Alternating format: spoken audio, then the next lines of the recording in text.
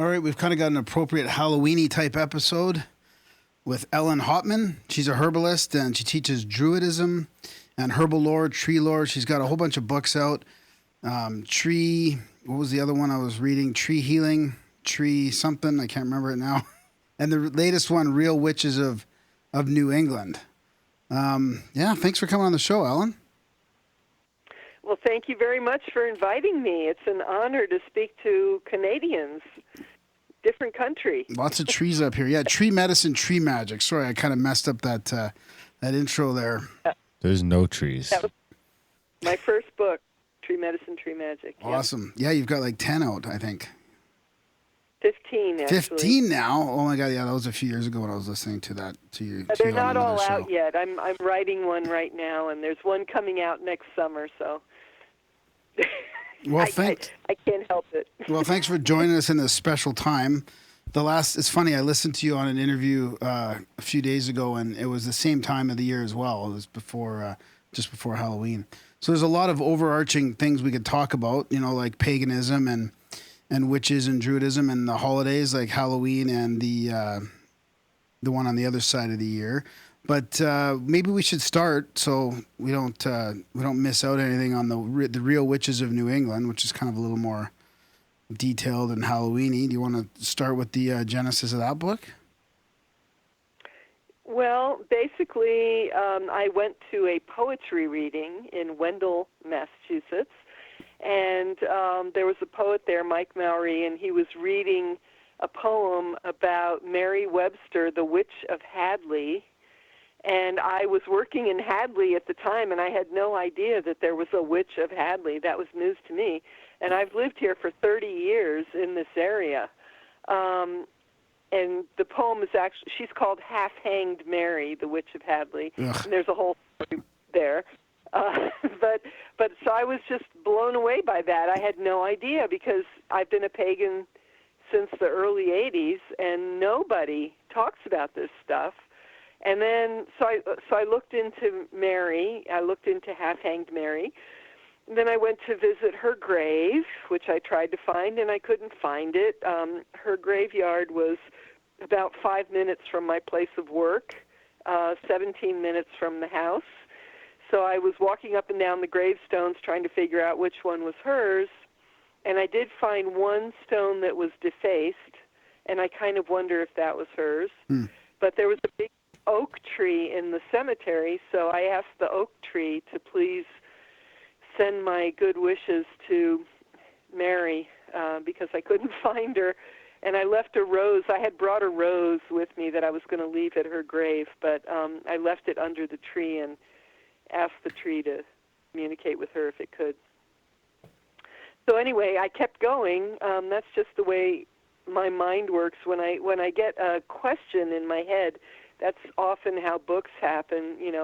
It takes me a few years to write a book, so I have to be pretty interested in the subject. And the more I looked into it, then I found out that there was a witch of Northampton. Northampton's 45 minutes from my house.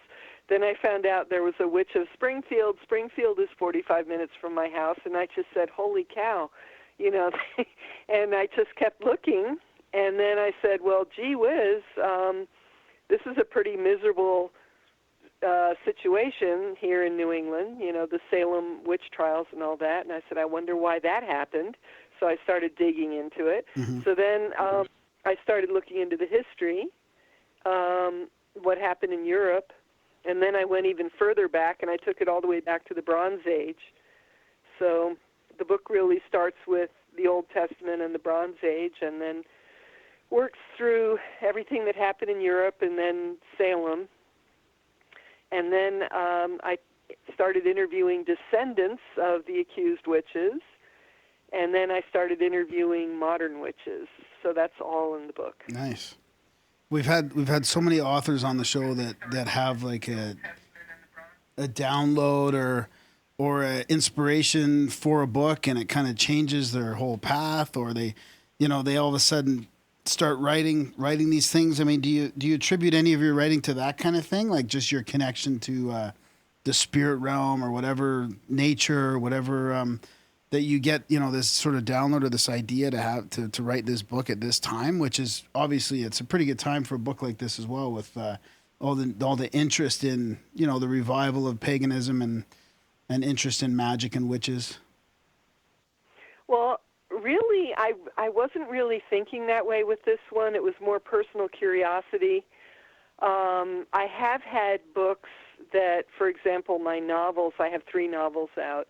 It's a trilogy of Iron Age Druid novels. And when I was writing those, I honestly felt like, people said, oh, that's not fair. You channeled the books, But I honestly felt like the characters in the books were actually speaking through me. That was an interesting experience. It was like being on a shamanic journey for years, which is exhausting. But I would literally sit in front of the computer with no idea, what was going to happen next. And then pretty soon the characters would start talking, and all I was doing was following them around and recording what they were saying and what they were doing. And that's how those were written. Yeah. But, as I wrote this book, the book came out September 18th, but the actual book I had in my hands in August of this year. There's a lot going on in the world now that I see, I see very strong parallels. So to what age? To what parallels to what age? Like, how far would you go back for those parallels? Well, if you look to the at Bronze Age, like? No, this is a big, this is a huge subject. The Bronze Age, it wasn't too nice. If you go to the Old Testament, look at Ezekiel, Jeremiah, you find quotes in there about witches, although a lot of people think they weren't actually talking about witches, they were talking about poisoners. But King James, who was very paranoid and terrified of witches, changed the word to witch. But the Old Testament is very against goddess worship, for example. So Exodus says, thou shalt not suffer a witch to live. And then Leviticus says, a man also or woman that hath a familiar spirit or that is a wizard shall surely be put to death. They shall stone them with stones, and their blood shall be upon them. So we're talking about 1400 BC. And then if you look at Jeremiah, the children gather wood, and the fathers kindle the fire, and the women knead the dough to make cakes to the queen of heaven, and to pour out drink offerings unto other gods, that they may provoke me to anger. And this is Yahweh complaining because women in particular, are making offerings to the goddess Asherah, and also other gods, because the Canaanites were polytheists. They had goddesses and gods. And if you look at, I looked into Yahweh at one point. Yahweh was originally a minor deity. He was a cupbearer. That was his function. So anyway, and then also Jeremiah answered the women, when we were burning sacrifices to the Queen of Heaven and were pouring out libations to her, was it without our husbands that we made for her sacrificial cakes in her image and poured out libations to her? So there was goddess worship going on 1400 BC and long before that as well. And so the Old Testament, if you read it, and I find that an awful lot of people, especially people who call themselves Christians, haven't read the Bible, because if they read the Bible, they would probably be surprised. But the Old Testament is loaded with misogynist writing, like the worst disaster that can happen to a man is to give birth to a daughter. That's in Proverbs. There's all kinds of stuff like that. But, as far as, this is a very complicated subject, but it started out like that. You had this high temple, monotheist, patriarchal, male-centered sect that was trying to gain power, and they were in an area where the people were polytheist, goddess-worshipping. The goddess was named Asherah, if anyone's interested. And so they did what most religions do, which is they demonized the religion that came before.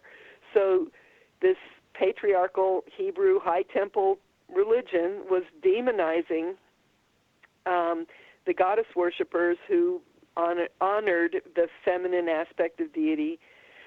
And so that went on. And then Jesus came along, and his teachings are pretty nice. He hung out with women and street people and lepers, and he didn't care. So for 1,000 years, after Christianity came in, for about 1,000 years, things were okay. St. Augustine wrote that anybody who believes in witches is deluded, witches have no power, only God has power, therefore it's wrong to believe in witches. So people just didn't think about witches. So when you say things were okay, they were okay in context of witches. Witches. Yeah. Meanwhile, the world's going through the Dark Ages and all this other kinds of stuff. I think. Yeah. Other traumatic global events at the time, but witches were okay for a few years. Yeah. Witches. Well, what happened was the Y1K phenomenon. Do you remember Y2K? Mm-hmm. When the year. Okay, and do you remember how everybody was terrified and they thought that civilization was going to come crashing to a halt, and people started hoarding food and hoarding water, and the survivalists got all upset, and everybody thought that civilization was just going to be over, right? Because the computers were going to crash and all that. Well, the exact same thing happened in the year 1000 when the calendar turned over from the year 999 to the year 1000. Everybody was terrified. They just thought the world was going to end, literally, and they didn't have computers. But what they were terrified of at that time was devils. So the idea that the devil or Satan was going to show up in your living room, and take you to hell or something, that first started when they had the Y1K hysteria. That's So I mean, when I read things like that, that's when it dawned on me that people haven't changed very much. I mean, it's just the parallels are just astounding. But anyway, so do you think that devil phenomenon? You think that showed up around that time, or is that what you said? Yeah, people weren't really, because before that everybody was thinking, oh, God is the only one that has power. God is almighty. God has power. All of a sudden, now they're afraid of this entity called the devil. I mean, if God is so powerful, why is the devil such a threat? I don't know. But anyway, so they. I would have thought that would have went back to like incubus and succubus encounters and near-death experiences and stuff like that, where people must have been having those going way back. Yeah, but that stuff really got ramped up in the Middle Ages. See, there's really 3 phases to all this. When I say the first 1,000 years were not that bad in terms of witches, I'm telling you that's what it was like. And then after the Y1K, when they were so terrified of demons and devils, then they started thinking about people that consort with demons and devils, and these must be very powerful people, and therefore they must be men, because only men are smart and only men are educated. So they didn't think in terms, we think in terms, we have a folk idea of the witch as this old woman. That's not the way they thought of it. They thought of them as powerful men, wizards, maguses, magi, whatever the word is. That's what they thought. And that went on for 4 centuries, that, these powerful magical practitioners must be men. And then in the year 1475, Jakob Nieder wrote a book called Formicarius, and this was right when the Gutenberg press was invented. So all over the place, and the idea would spread. Because remember, before the press, it was pretty hard to get ideas to spread, So all of a sudden, he writes this book, and he says, no, women are stupid, women are uneducated, women are gullible, women are more likely to be led by the devil. They're more susceptible to demons and all that. This is what he argued. Therefore, witches must be women. And that's where that started. And then the Holocaust of women began after that. And then a lot of that, I mean, it was funny. We were just talking at the beginning before the show, and it's like every time you hear about these accounts of witches, you're like, that wasn't even a witch. You know, they weren't even witches. I mean, there must have been a lot of how do you say it? Like people just getting killed for nothing. Not that there's any reasonable reason for that, but it depends on what you mean by the word witch. See, that's the problem. This is a huge subject. There were all kinds of things going on. The medical profession was just getting started, and they were all men. The people that had been the healers that had been taking care of the sick for 2 million years, probably, were the grandmothers. That's who the healers were, and the midwives and the herbalists. And so midwives and herbalists were labeled witches because they were in direct competition with the male medical profession. And then you had property problems. If you had a widow, women often live longer than men, but a How widow dare you. who had some land, some property, and the younger people in her family couldn't wait for her to die. It would be very convenient to accuse her of being a witch and get rid of her so they could take the property. I mean, when you really dig down into the individual stories, there's just a lot. If somebody was very good looking, that happened. The Witch of Northampton in my area, the reason she was accused of being a witch was because she was good looking, she was intelligent, and her children didn't die, but all her neighbors' children were dying. They were getting sick and dying, and therefore she must be a witch. How many women do you think we're talking? Well, there's different estimates. Very hard to tell because a lot went on. But I've seen anywhere from 40,000. That was the lowest number. The highest number I ever saw was 300,000. But if you consider, one person, if you hang one person or burn one person to death, that's going to pacify a lot of people. Everybody's going to hear about it. And it was a way of controlling people, also a way of controlling the population. And that was both the church and the nobles, the nobility, and the kings and queens. They were always trying to figure out how to control people. And that's a great way to do it. But they weren't just burning women. They were also going after men, mostly women, but also men, also children, also Jews, also anybody they considered a heretic, Cathars, Waldensians, Protestants in Catholic countries, Catholics in Protestant countries. They were just going after anybody that they thought was different.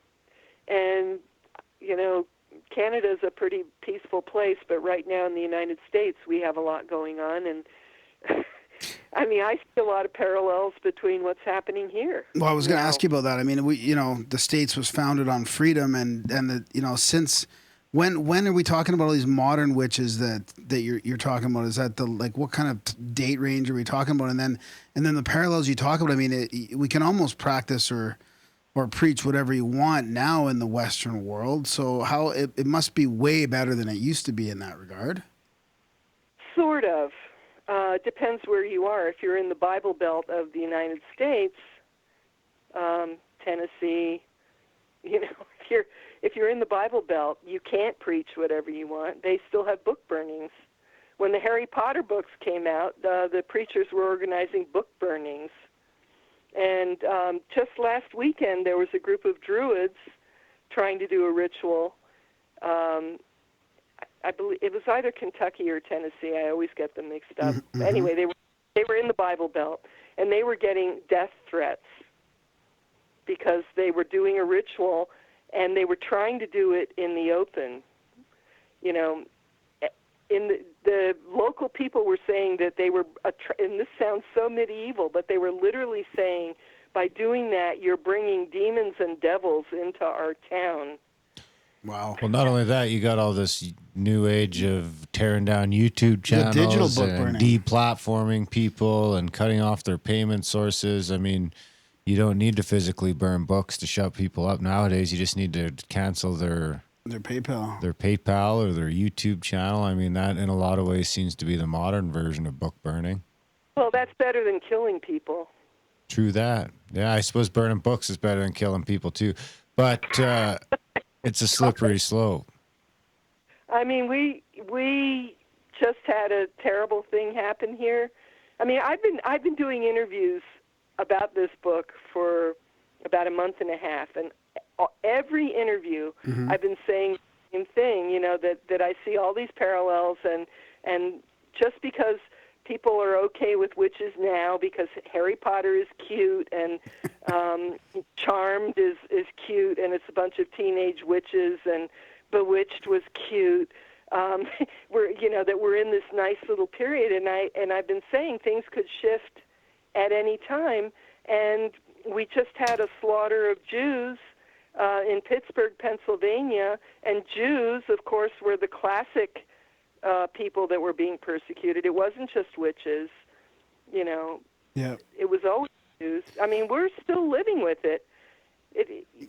I mean, at least in this country we are. I don't know what's going on in Canada, but there's different things going on in Canada. But I mean, it's social justice. That's the new problem, right? It's less about gun violence and more about it's more like about what you say. Like, we can't say a lot in Canada as compared to the States. I mean, that might change. I don't know, but it's a bit different. It's hard to compare. But I think there's another reason why paganism, let's say, or magic or witches or whatever you want, is getting more popular. It's not just because of the, like what you mentioned, which is part of it, the pop culture part of it, the Harry Potter and all that kind of stuff. But I think it's also because religion isn't working for a lot of people. It's been ruined by the institutionalization of it. I mean, the whole spiritual aspect of it, there's not really much left of that. And the materialism is on the other side. That's an extremism in itself. I mean, just the lack of acceptance to any kind of evidence that tells us that there's a spiritual realm or that we can be connected to something greater than ourselves. I mean, there's got to be. So I think people are being attracted to this middle part, and paganism is probably a big part of that. Well, whether they know it or not. I mean, they might not even label it or even know, but people getting back to nature and people meditating and connecting to herbs, you know, the sort of the new age kind of thing is kind of part of that. Like, I don't know. Yeah, I was just in Ireland this summer in May, and I was on a farm in Ireland for about a week, and then I was traveling around for a few weeks. And it was right before they had the big abortion referendum.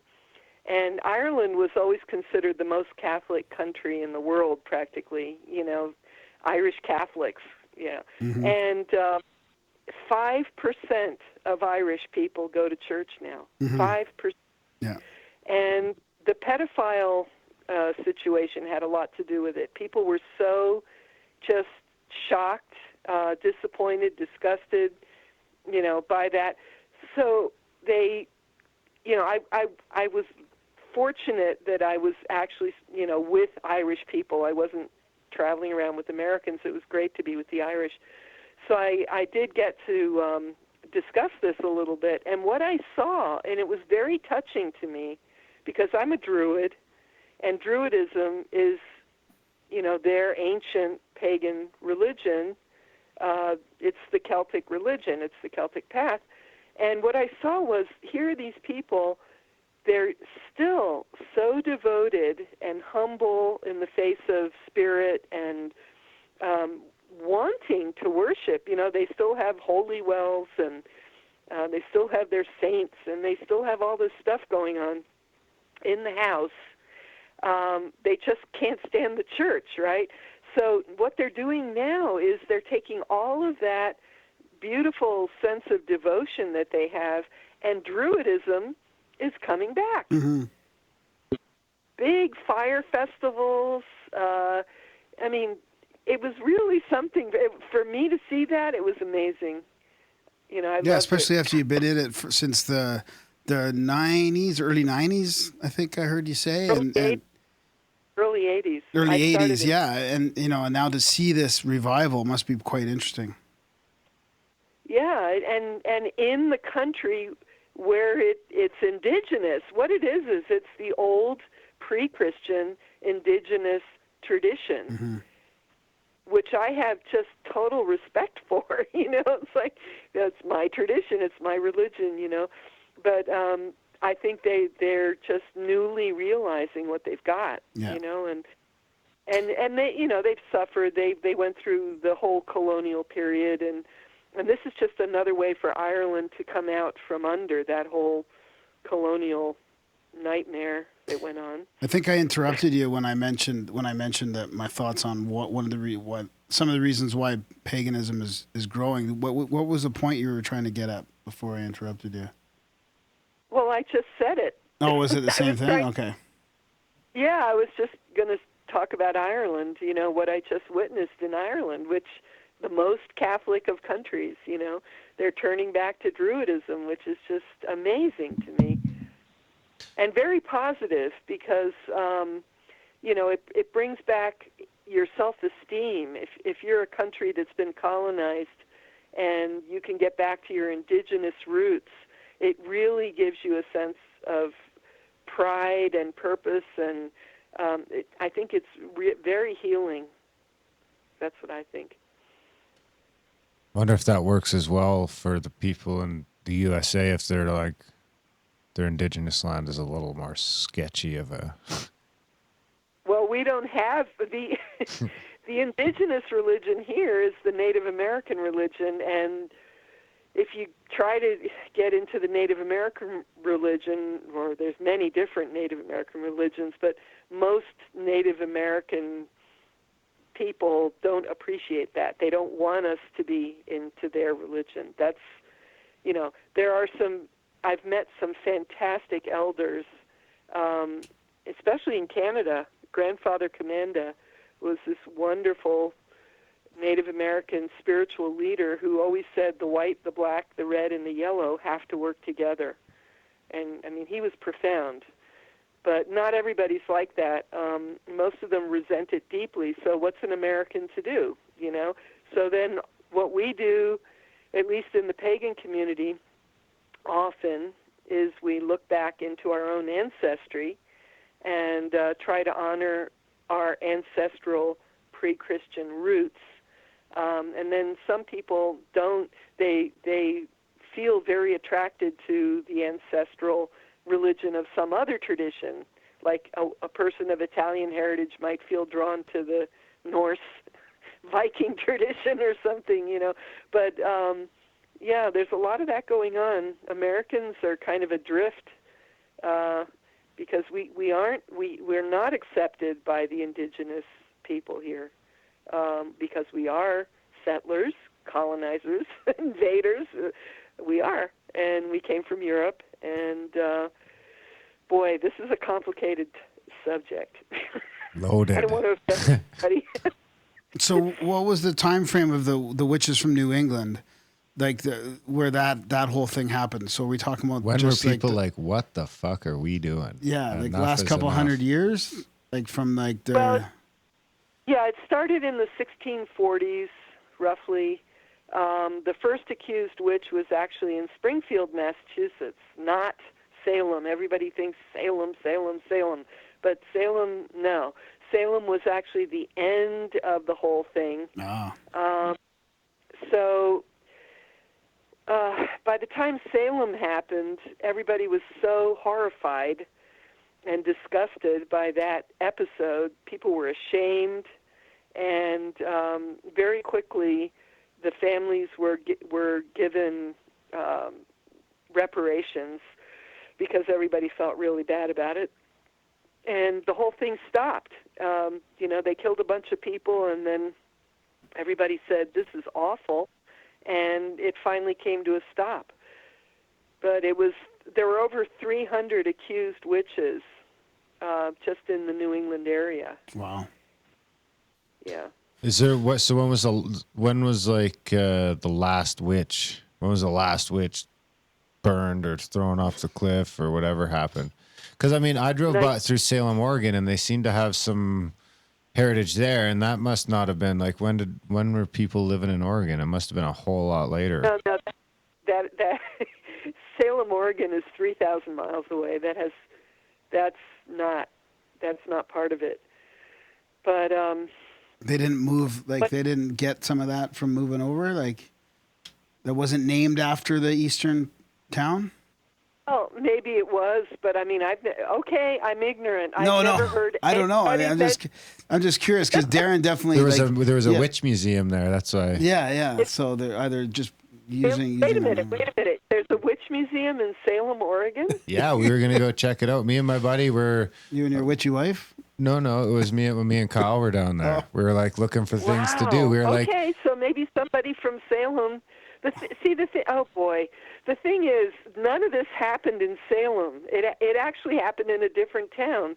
The town is called Danvers now, but it was Salem Village back in the day. Mm-hmm. The place known as Salem now, where all the witches go, is nothing but a commercial area. There's like all these witch shops, and people go crazy buying things. It's a big tourist attraction. It didn't happen there. That wasn't even where it happened. So that's the same thing, just carried on to the West. I mean, it's just the commercialization of everything, you know? Yeah. Oh, The name of the town is Salem, so they're like, let's go for it. Yeah, let's go for it, yeah. We need a witch museum, a gift shop. Yeah, well, you could have a Salem, Ohio, and you could have witch shops, and everybody would probably go there, too, you know? Yeah, that's a big commercial thing. But the last witch in the West. So wait, here's something interesting. What? As soon as I started typing in Salem, Oregon, so if I type Salem, Oregon into YouTube, the first thing that pops up is Salem, Oregon witch trials. Huh. What? So now this is something I'd never heard of. That's fantastic. I'll have to look into it. That'll be your next book. It'll be like The Witches of the West. Wait, when did that happen? When did the Salem, Oregon witch trials happen? So I'm just going through the Wikipedia here now. Just bear with me. Timeline. Salem Village, 1692. So that's not going to be in Oregon. No, that's in Massachusetts. That was Massachusetts. I'm gonna keep digging down the thing. It's fake news, Darren. Something like that. No, it can't be. Too many buttons are clicking here. You guys carry on. I'm gonna go down. So what was the last witch of the West you were about to say? Okay, the last witch that I know of in the West who was burned or killed as a witch was 1997 in Russia. Wow. But the witch burnings are going on right now in Africa. And Saudi Arabia is beheading witches. So the witch persecutions are still happening. And, I mean, that's just another reason why I feel like things could turn on a dime. You know, Right now in the United States, I don't know what's going on in Canada, but in the United States, we have a person in the White House who's trying to get everybody all upset about immigrants, and to the point where they're now sending 5,000 troops down to the border, 5,000 additional troops. They already had troops down there, but they're creating this whole big drama because a bunch of brown people are 1,000 miles away, but we have to have troops at the border. I mean, it's just insane. But there's a segment of the population that really feels like they're under threat. Like, should they just open the borders? I mean, should they just have no borders? That's what they're sort of pushing against, right? I mean, it's nobody is advocating for just opening the borders. That's I think they are. The Republicans are claiming that Democrats just want to open the borders. That's not true. No. But the UN. Graham's a Republican. I'm not. I'm Canadian. The UN and some other organizations are. I would probably argue that they're not so On a lighter innocent on this. you know why Salem, Oregon, when you type in Salem, Oregon, witch trials comes up? That it's not illegal to be a refugee. It's not illegal to be an asylum seeker. Oh, yeah, totally. And in that sense, if you come to the border and you are a refugee or an asylum seeker, it's not illegal and you should be let in. But that doesn't mean open borders. It just means that people with a legitimate reason to come here should come here. You know, people that are in real dire straits. There are places in the Middle East that have taken 1 million refugees. I mean, this. Who's that? So it turns out that's Jordan. You can look it up if you got a computer there. Look up how many refugees are in Jordan right now because of the wars. The king of Jordan just keeps taking refugees, and yet the United States, which is much bigger, much richer, much more powerful, can't take refugees. Don't they take 1 million a year in the States? I think they take 1 million a year of immigrants. I don't know how many of those are refugees, but the people that they're all upset about are asylum seekers and refugees who are walking here from Honduras because they're desperately poor and they're trying to escape wars in Central America and gangs. I mean, these are people fleeing for their lives. You don't generally walk thousands of miles, just on a whim.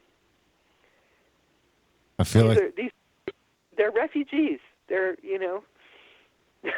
Okay, we'll leave it at that. Anyways, I feel like the whole Salem, Oregon witch trials thing is just it's commercial. No, it's propaganda? just fucking that many people are idiots. I think that many people punch it into Google That's what. Maybe, yeah. So that's what. Because when I go down it further, it all says no. There's no. It's from people asking the question. Yeah. Asking the question. Yeah, because I've never, and believe me, I Googled Salem probably 1,000 times, and I never saw Salem, Oregon come up. Well, enough people typed it in that they made a museum. So yeah, we should make a museum. Huh. The more you know. So, what are some of the misconceptions that people have about witches and magic? From your many decades of research into all this? Well, if you read the book, towards the end of the book, I'm interviewing modern witches and what they believe and what they do. And what I've learned, I mean, I'm a druid. A lot of my friends are witches. I never really studied witchcraft in depth, but, I talked to a lot of witches. And it's basically a path to enlightenment, just like any other path. It's a spiritual path. Instead of imagining that God is this male figure out in the ether somewhere in the sky who's going to judge you and all that kind of stuff, and you should feel guilty and whatnot. Witchcraft as a religion, and some of them will say it's not a religion, but to me it's a religion because they have regular holy days and they all recognize the exact same holy days, but they see the divine in all things. So if it's water, fire, earth, air, animals, trees, plants, everything has a spirit. Everything has the divine within it. So, if you meditate on that enough and you live that way, recognizing the divine within all things, including people, that's a way of unity with the divine. It's a way of enlightenment, Mm-hmm. All religions do that. If you dig down and really look at all religions, if they're practiced the way they're supposed to be practiced, they pretty much all kind of go to the same place, I think. Yeah. So then paganism is an overarching sort of umbrella, and then underneath that would be, Druidism and Wicca and that kind of stuff? Yeah, exactly. I mean, it's kind of like within Christianity, you would have Baptists, Lutherans, Catholics, Orthodox. You have all these different flavors of Christianity. Within paganism, which is the umbrella term, you have Druidism, you have witchcraft, you have Asatru, you have heathenism, you have even voodoo and Santeria, and, it's just all this stuff going on. People have a very kind of a misconception about paganism, and that's the fault of, well, church teachings and also dictionaries. Because, and in fact, there's a group of us, we had something called the Dictionary Project, and I talk about that in the book because I interviewed one of the people that I worked with on that. And the dictionaries will say pagan, a godless person, or witch, an evil old woman. Those were the dictionary definitions. Yeah, so we looked at that and we said, no, we got to write our own definitions, and we sent them out to the various dictionary companies, and a group of them, I forget how many, I think about 6 companies, accepted our definitions and added it to what they had. So now it would say witch, an evil, ugly old woman, or the practitioner of a modern nature religion. It's like it was just. But anyway, so pagans. The idea that a pagan is a godless person is absolutely wrong. It's completely backwards, because paganism is diverse. It's polytheist. It tries to be very tolerant. It honors many gods. It honors many goddesses, and it tries to, recognize them. And looks like Wikipedia. It looks like Wikipedia's got it fairly correct, I think. Did you guys have to fix that one? Well, Wikipedia is constantly being updated. Yeah. I mean, when we did this, it was almost 20 years ago. Oh, wow. But, yeah, anybody can go into Wikipedia and change things. So I'm sure Wikipedia is better now than it was 20 years ago. Yeah. If it was around 20 years ago, I guess it was. I can't remember. Wicca. What about, like, where would stuff like yoga and meditation and, like, back then, all that stuff would be considered witchcraft, I'm assuming? Yoga, no. Yoga, I mean, I'm sure there's many witches that do yoga, but yoga comes from Hinduism and the Vedic tradition. But there's a lot of witches do spiritual practices. I mean, meditation, yoga, things like that. Definitely, but not all of them. That's the other thing. Everybody's different. It's very hard to pin down because there's no one book. There's no Bible. There's no one way of doing things. There's many different flavors of, just like there's many different kinds of druids, there's many different kinds of witches.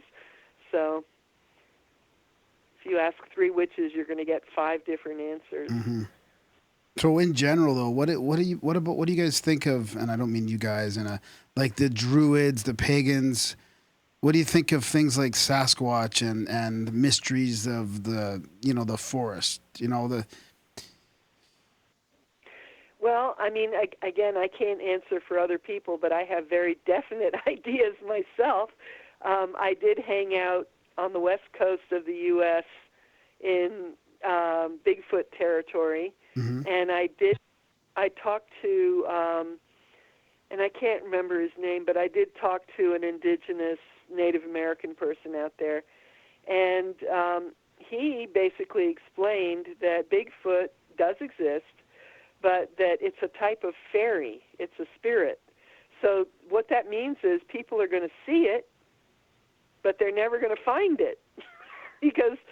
And they do. The only thing that they do have that's material is they have a horrible smell. Apparently, they stink. Okay, but what I found really interesting, I have a book out called Scottish Herbs and Fairy Lore, mm-hmm. Which has. Part of my family is Scottish. That's why I did that one, and I've spent a lot of time in Scotland. But there's a type of fairy called a gruagach, and I knew about the gruagach long before I knew about the Bigfoot. But the gruagach is described as being 6 foot tall, very hairy. They talk about it as a female spirit that takes care of the cows. But if there's a female gruagach, there must be a male gruagach somewhere also. But they're described as very tall, looking like humans but covered with hair. So, and I looked at that and I said, good grief, that's a Sasquatch. That's, and again, it's a fairy. It's a type of fairy. So in Scotland, in the old days, and the same thing in Ireland, when you milked a cow, when you milked the herd, the first milk always went to the fairies. And in Scotland, it was to the Gruagach. And there was a stone called the Gruagach stone, or stain, that had a little depression in it, and you would pour the first milk, and that was polite. That was to thank this female, hairy, tall figure, that was taking care of your herd. She always got the first milk. So I think that's what a Sasquatch is. I think it's a Gruagach. Interesting. I don't think I've ever heard that before. A Gruagach. Yeah. I like that. That's one of the better theories I've heard. Can you shoot one of those? I guess not. If it's a fairy, you can't shoot a fairy. See, there's a big debate here all the time. How do you catch a fairy? He doesn't mean that in an evil way or anything. Well, it's just that there's a debate here because people think that the best way to save Sasquatch is to kill one for evidence, and then then it becomes an endangered species. And there's a debate here. I disagree completely. I think you should leave them alone. But that's my point. That's my point. They can't. They live in a different dimension. They don't live in this dimension. It's like trying to shoot a little fairy, Darren. It's not How do I gonna happen. catch a fairy? Yeah, I mean, they blue have flowers, blue flowers and blue stones. I'm not asking your opinion, Graham. Can you catch a Wait, fairy? What were you saying? The fairies like blue flowers and blue stones. What are you saying? Well, I don't trust Graham's authority on fairies. I have that in my book. Are you reading my book? Yeah, I listened to some of your work, and I remember that part. Yeah. Okay. Attaboy. Yeah, Scottish fairy lore. I talk about that. That's their favorite color. They like blue. So I need a trail cam with some blue flowers and some blue stones. Wait for the Sasquatch. I'll throw a blue rock at him. I don't think so. I don't think so. Because the Gruagach is attracted to herds of cows. They like to hang out with the cows, so that's a different thing.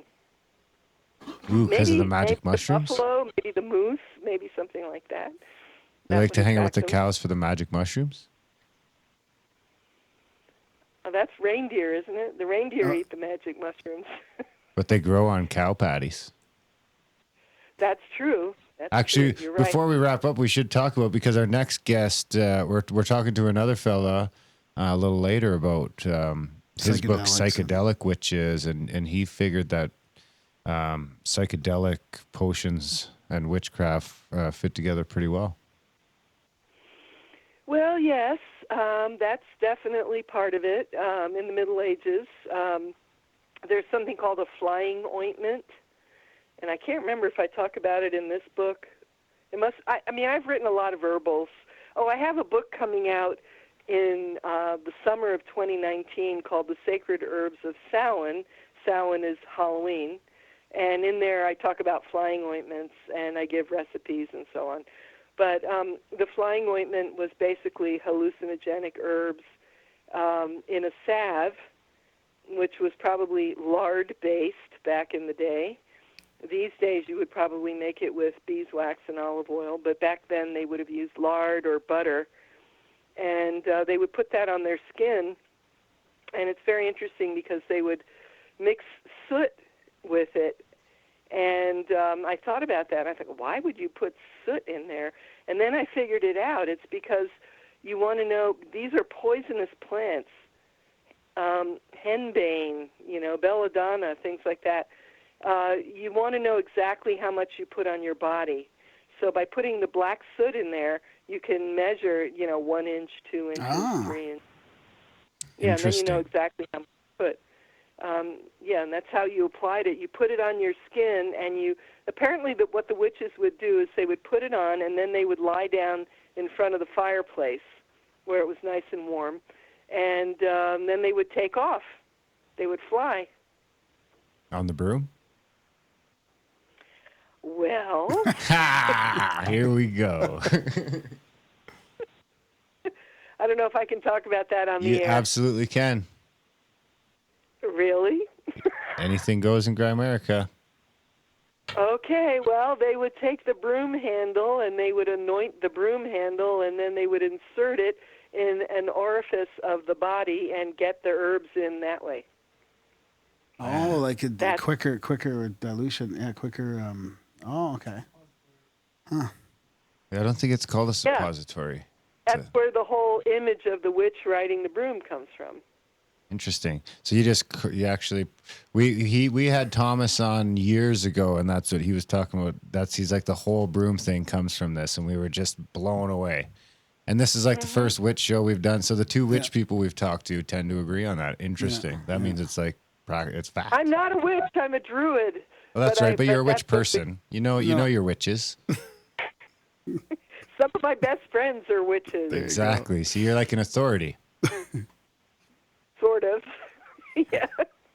So what about, you mentioned sacred herbs of Fallon, or like Halloween. What about Halloween as a misconceived holiday or time of year?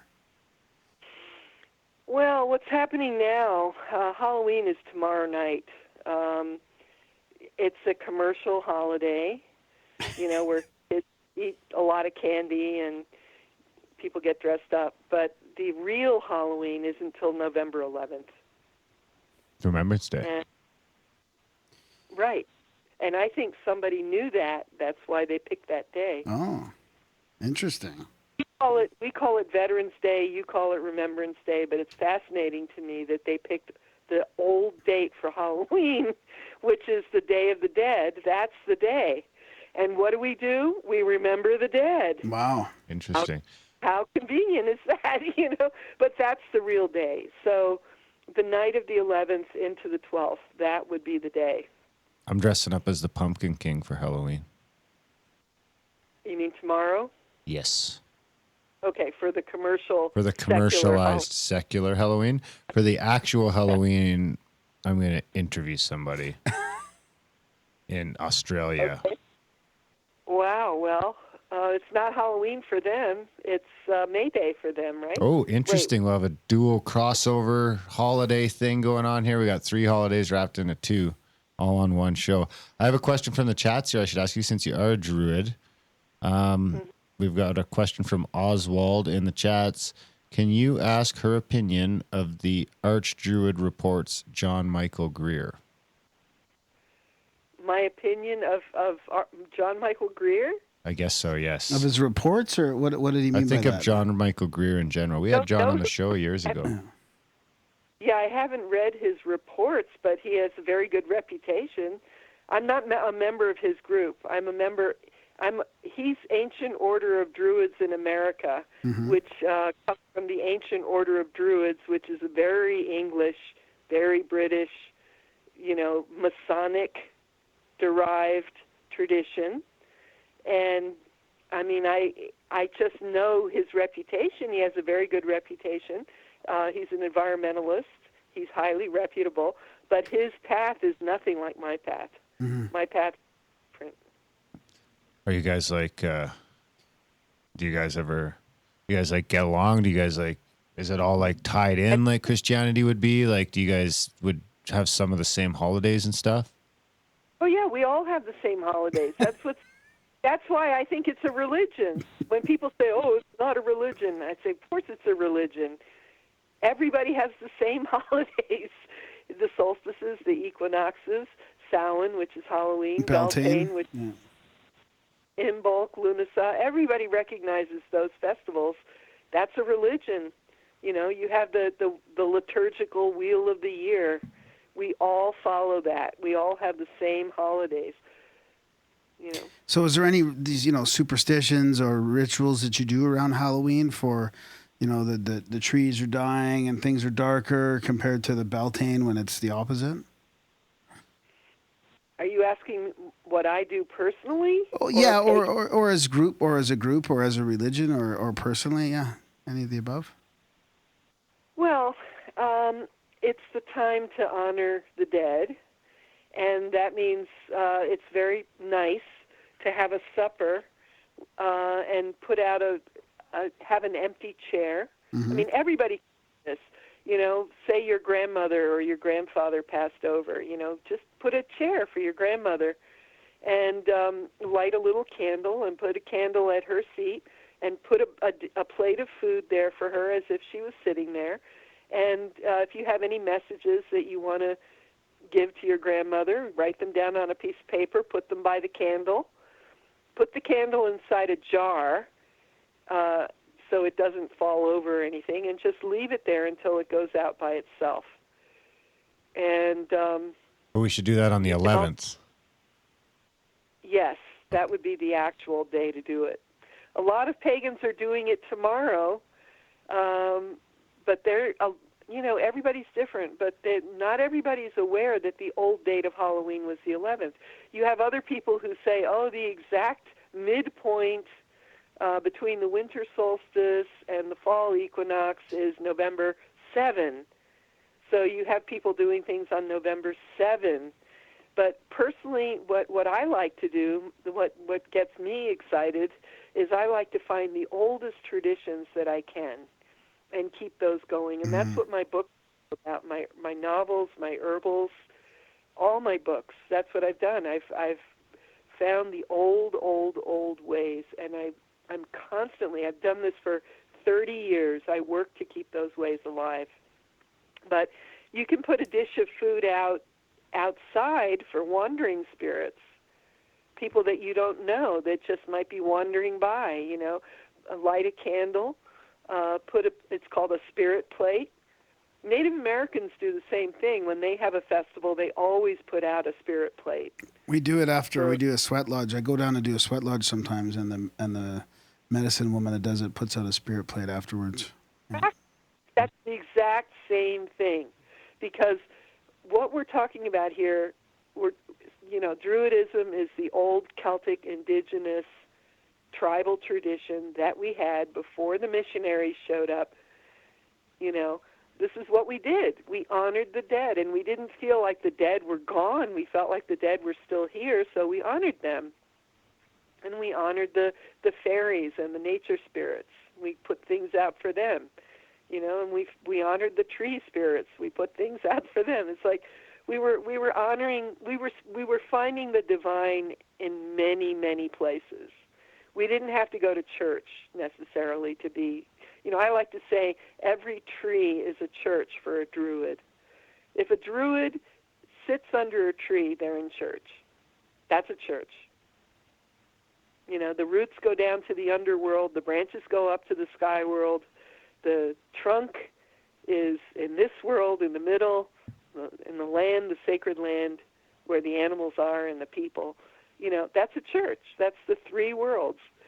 And, you could have it, like I'm looking at in my living room right now, I have two trees. I have a lemon tree that I grew from seed, and I have a rubber plant that I've had for maybe 20, 25 years. They're both pretty big. You can have, if you're working in an office, you could have a tree next to your desk, and nobody would know. And you would look at that tree, and you would feel like you were connected to the three worlds, What about the wandering spirits, and what world do they belong in? And is there some sort of practice of, are they trapped, these wandering spirits? Is there some sort of practice, like people are doing like soul rescues at some of the sort of modern out-of-body experience institutions and stuff? Do you guys practice anything like that? Well, if somebody's had a traumatic death, they might be trapped in fear, something like that. But the Druid teaching, this is the actual ancient Druid teaching. Death is but an interval in the midst of a long life. Mm-hmm. So we usually think of the dead as they're in the other world. We have this world and we have the other world. And they're just passing through until they go to their next life. So eventually they'll make it out. They might just be temporarily engaged or reincarnated or whatever. Yeah, or it might be somebody that loves you very much and doesn't want to leave. They might be hanging around to help you. Yeah. I mean, I feel like I have spirits like that. around me because they send me little messages to let me know that they're there. Do you remember any of those? Do you have any? Do you remember any of those messages or anything synchronistic that's happened, or anything scary, maybe even for Halloween? Anything like that out of your personal experiences you could share? Well, it's never scary. I've heard there's somebody that calls my name when I'm sad. They call my name. One time I came home and there was a message on my answering machine, and I swear it was my aunt who had died.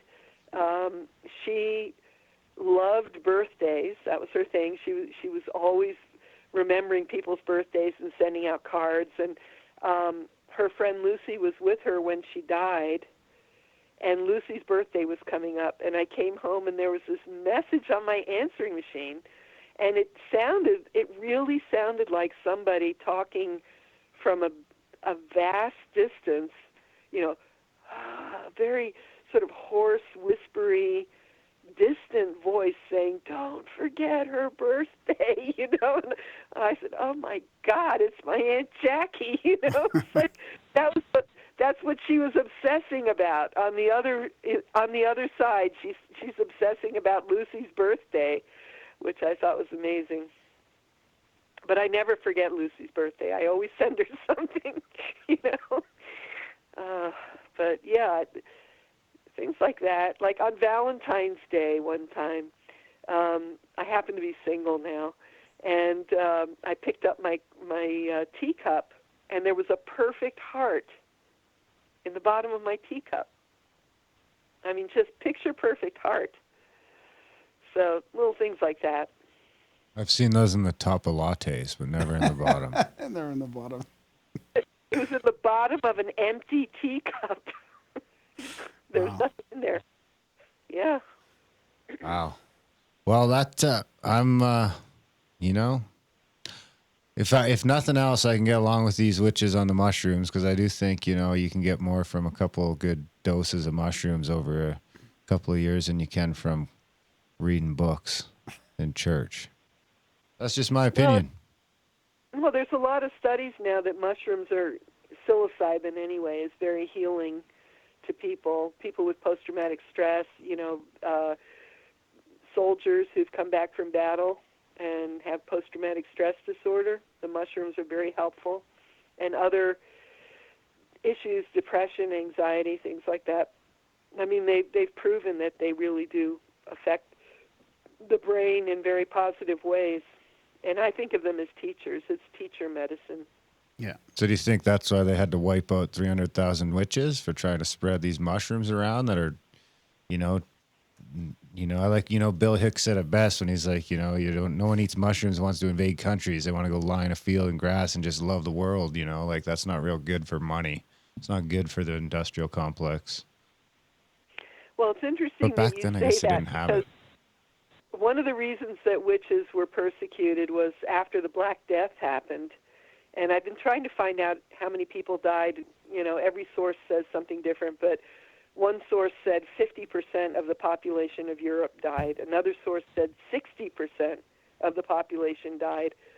And they had a labor shortage, and you had all this land and nobody to till the land, and then you had serfs who all of a sudden had property because everybody was dead, so they just had land. They took land and so on. And so you had women who were herbalists, and herbalists have always known how to do this. They knew contraception, they knew abortion. They delivered babies, but they also knew how to prevent babies. And when that much of the population was decimated, the last thing that the nobility wanted was women running around teaching other women how to prevent conception. So that was another reason to persecute witches.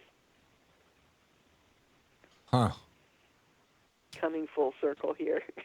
And now we're at yeah, exactly. I wonder what, not now, it's like it's changed. I wonder what the prescription rate for birth control would be for. Well, I mean, here in the States, the Republicans are constantly trying to make abortion illegal. They don't want women in control of their reproduction. They don't want women planning families. You know, there are even politicians who are against contraceptives, which is unbelievable. You know, Ireland just voted to make abortion legal, and the United States is trying to go the other way. It's crazy. It's a wild world. That's why I think it's all just a simulation. It's all just we're running on some hard drive someone forgot about. You think it's a hologram? Yeah, I think it has to be, and it's like running out of stuff. So it's just recycling Donald Trump's and Kanye West and whatever else the fuck you can come up with to try and get through another couple years before it comes to a grinding halt. Yeah, they say we have about 30 years. That's it for the human race. Then we got to be off planet, or we need more brooms full of mushrooms. One of the two. Right on. Well, big thanks for coming on the show, Ellen.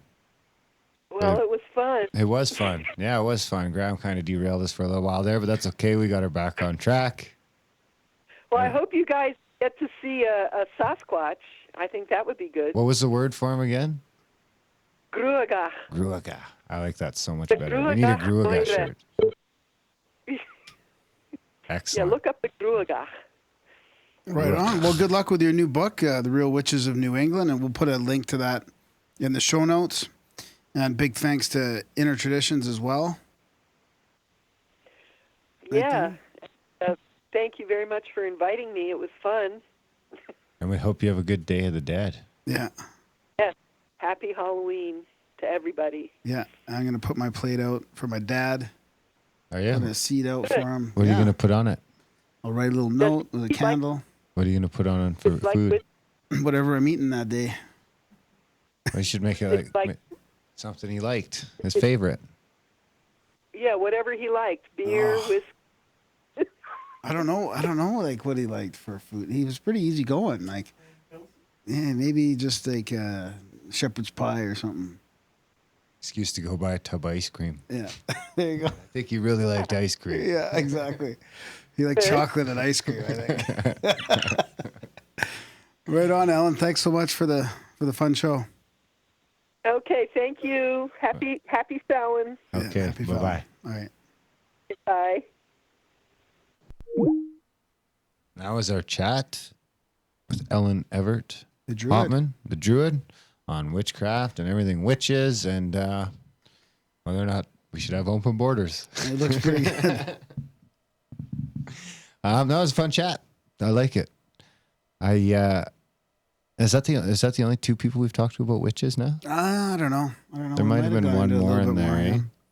Yeah, it's interesting to know that, or to realize how recent all this stuff happened too. Like, it wasn't really too long ago when witches were being burned. Like, she mentioned the latest Western, like without Saudi Arabia and Africa, it was Russia in the late 90s. Like, really, Russia burned a witch? Yeah, where were you during that part of the podcast?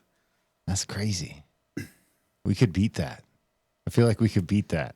We could beat it, yeah. I think there's a good possibility a witch could be burned in the next decade or something. It might not be a witch, but some sort of something. You know what I mean? I could see a group of people lighting someone on fire for not being the same as them. Yeah. Is probably closer than it has been in like. It's happening like already with like the Islamophobia and all that kind of shit. Like the way I see it is the Muslims now are going through the same things the Christians went through. Right? Like it's just a cycle. Yeah, it's like a changing of like an upgrade to the religion, like a modernizing. Like the witch trials did it for Christianity, and now it's happening with the Muslims. Not in Grimerica, though. Yeah, it's a tough one, man. Religion and politics. We should just fucking just not stay interested. Right out of all of them. No, right? or we could try and drag politics into our conversations on witches. We go either way. Let's not do that. Let's not do that. I just don't think the caravan is what it seems. That's all. I didn't want to. Hey, don't you appreciate my restraint on that? I could have restrain further. Big thanks to Ellen for coming on the show. Big thanks for the book. Big shout out to John Hayes. Those people over at got these books. Yeah, right. You just think the fucking bookshelf in the studio just magically filled up with books? Just poof. Oh, look. Fucking magic. Must be from the open borders. Anyway, big thanks to Ellen for coming on the show. Buy the book. Check it out. Check out the show notes, guys. There's a bunch of shit we ask you guys to do in there, like support the show, grimerica.ca/support. Yeah, all that stuff. You got to do that. Right now, also Grimworks. We're having some troubles with DreamHost, so right now grimworks.grimerica.ca works. Oh, that's how we get into the website? That's how you can get into support. To support anyway. Yeah, we got to move. So support the show. Do everything in the show notes. Yeah, there's a whole list of stuff. Review on iTunes is always helpful. We don't talk about that that a lot. We don't review the show, guys. Sign up for the newsletter. PO box there for gifts and cash. Mail some stuff to the PO box that doesn't explode, preferably, unless it's like some bomb shit. You know what I mean? Dirty socks. Have you checked the PO box lately? Yep. Someone said they sent some dirty socks. Oh yeah. Yeah. Okay, I'll go check it. All right. Later. All right, guys. That's about it. Thanks for listening. We will see you next week. I have to sneeze here. Sneeze. Achoo! Told you. It's coming. All right. Thanks, live guys. We're going to be live again in like 5 minutes. No, we're not. Oh, no, we're not. Grim Steak's going to be live. Check out those Grim Stakers. Yeah. Cruising with steak. Well, I fucking told those guys they could go live at 7:30. So yeah, they should go. They live. should go live. Yeah, we don't want to take over their. We'll go live on show. YouTube. They can go live on the FM. Yeah, exactly. All right. So if you're in the YouTube, we'll be live in 5. If you're on the radio, enjoy. Coming up next, Cruising with Steak with the one and only James Cruz and Steve Reginaire. They're pieces of work. Kill it.